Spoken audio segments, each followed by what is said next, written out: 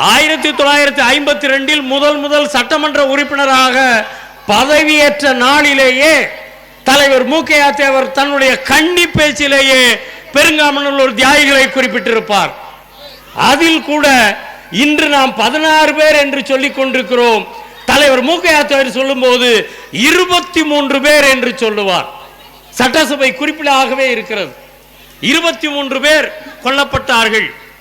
இன்னும் பல பேர் துப்பாக்கி சூடுகளில் செத்தவர்கள் இருக்கிறார்கள்.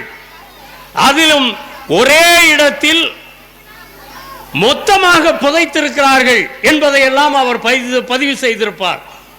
இன்னும் அந்த பகுதியில் இருக்கக்கூடிய ஓடை கண்மாய் புறம்போக்கு இடங்களில் எல்லாம் ஓடைகளில் எல்லாம் தோன்றினா வெறும் எலும்பு கூட வருது.